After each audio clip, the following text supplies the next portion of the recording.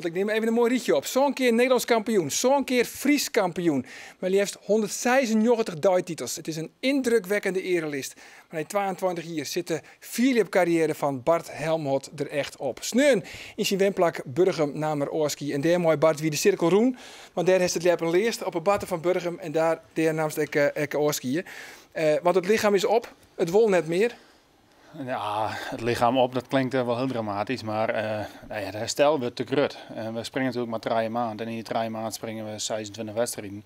Dus de belasting is verschrikkelijk hoog. En maar vertel dan eens, hoeveel pine hesto dan als je bijvoorbeeld een wedstrijd gewoon hebt, de orendoos? Dan het Nederlands record had ik 2 weken eigenlijk net normaal rennen kent. En dat is puur door spierpine. Dat is net omdat enkels of knibbels zitten. Dat is echt spierpine en les van de pezen, onhechtingen. Daar heb ik gewoon echt les van. En is het dan niks bijvoorbeeld bij een 20 meter sprong, heeft meer les van de spieren als bij een 20 meter sprong? Ja, volle meer. De piekbelasting is dan toch volle grutter. En als het een stok uitklimst, dan gost er ik maximaal uit. En toch, als het een 20 meter is, dan springt het iets minder maximaal uit, tenminste ik. En als ik dan zie naar mijn Nederlands record, ja, dan gooi ik wel echt alles gooi ik eruit. En als het dan zie van wat voor hechten dat dan deel komt, en ik ben lietse 100 kilo. Dus ja, dat moet ik weer remmen worden, die energie. Ja, daar heb ik meer les van. Ja, dan zit je nou aan tafel, heel nuchter, kist erover praten. Maar wat voor man zit nou het genoeg mij? Een man die het mij weemoed veromschot op zijn actieve carrière? Of is het echt een soort van opluchting van, nou, ik hoef dit weekend net meer? Nou, die opluchting heb ik elk seizoen. Eigenlijk hebben we elke keer na de NK ben ik er helemaal flauw van. En dit jaar gingen we natuurlijk nog een nationale competitie. En die heb ik altijd besjoen als mijn afscheidstournee. Dus daar kon ik me al wel redelijk voor opladen. Maar normaal is na de NK moet ze me net over hebben praten. Dus dat gevoel dat bloot nog wel eventjes. En dat zakt aan wel voort. Maar ik denk dat ik volgend jaar heel maaien toch af en toe wel eens op een score stilstaan en denken van wie dat wil de goeie. Ja, en we wien erbij, Oudoene Sneun, die in allerlaatste wedstrijd. Ik heb even een sjen. De laatste sprong voor Bart Helmholtz hier zijn eigen thuisland in Burgum. Hij heeft hier natuurlijk een begonnen en uitgevoerd dat een mega goede viel hebben. Hij gaat het rennen, hij sluit nu, geeft hem een groot applaus. Bart Helmholtz neemt afscheid met deze nachtsprong hier in Burgum. Aan die allerlaatste wedstrijd met Bart. Hoe viel dat? Heel bijzonder, heel bijzonder. Echt, ik ben een beetje vreemd in de maag en ja. We hebben echt jarenlang met hem oplutsen. Wat voor man is het? Ja, een heel lief mansje. Een heel lief mansje, maar een geweldige fan om mee te werken. Ja, hoe moet je dat omschrijven? Dat is net te omschrijven. Het is echt een fantastische kerel. Nat Braamsma, die grootste concurrent, springt die uit zijn laatste wedstrijd. Wat betekent dat voor jou? Ja, in ieder geval dat de grootste concurrent de volgend jaar niet meer is.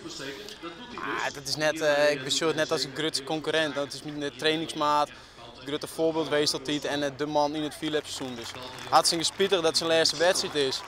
Jacco, de man die jou eigenlijk een carrière lang het leven zuur heeft gemaakt, neemt vandaag afscheid. Wat betekent dat voor je? Ja, dat weet ik nog niet echt. Dat weet ik volgend jaar. Maar wat ik wel weet is dat we een hele leuke strijd met elkaar hebben gehad al die jaren. En vooral sportief. Het is echt wel hetzelfde karakter, dezelfde mentaliteit. En we zullen hem denk ik wel missen. En nu heb ik nog wat voor je. Iets wat je nooit hebt kunnen winnen. Wat ik vaak zat heb gewonnen. Als aandenken. Dit is de prijs als je Hollands kampioen wordt. Alsjeblieft.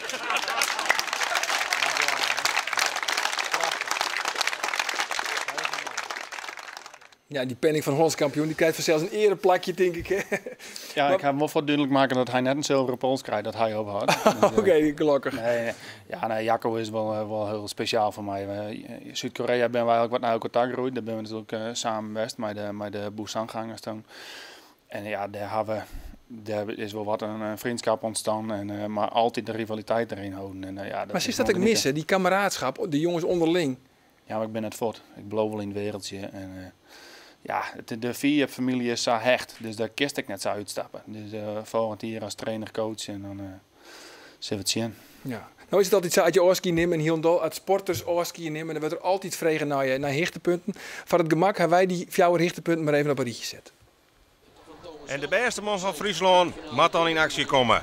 Dit is zijn tweede sprong. En de insprong is min. Hij rekt het nijste stok, maar die stok blijft stilstaan. Ja, en dan kun je gewoon terugklimmen en dan kun je uitspringen. En dan is dit de 4e sprong eer van Bart Helmholt. En wat kan Bart Helmholt in zijn laatste sprong op dit FK? Kunnen die in 20 meter er nog uitpersen? Hij docht een poging en... Oh, hij gaat er ver doorheen. Wat een series. Het is een mooie del. Ongekend. Dit is echt nog nooit vertoond. Bart Helmholt nog 1 kans. De laatste sprong van het ier. En wat zit er nog in het vet? Bart Helmholt klimt hem stil. En dit is nog nooit Bart. Hij zit op 10 in de top en een fantastische uitsprong. En van zelfs de ontlading die erbij heeft. De 4e sprong ooit maken. Bart Helmholt nog 1 keer knallen. En het lijkt natuurlijk lekker wat je zou springen kunnen. En daar komt de rode. De 21 meter. Ja! Onvoorstelbaar! Hij klikt het weer. Is zijn 5e sprong. Zijn magische 5e sprong al dit. Ja, prachtige beelden, Bart. Maar het contrast is extra groot, want ja, het enthousiasme op de beelden en zo is er net de Sjen ogenschijnlijk onaangedaan. Ja, zo viel het net, hè? Nee, hè? Nee, dan zit de Sjen en daar ben, ja, bepaalde sprongen zitten ook wat emoties bij en die komen dan toch wel even voorbij. Ja, want pik er is 1 moment uit. Wat is voor jou nou het absolute hoogtepunt? Wat had het West? Sportief zien is dat Nederlands record op de Nederlands kampioenschap. Die 21-51, een slecht seizoen. 2048 als beste seizoensafstand. Jacco die sprong eigenlijk voor een hele sterke wedstrijd. Ik koerde nog 1 keer beginnen met 2058 en toen klapte Jacco in de eerste finale sprong een 21-8 of zo, 21-2.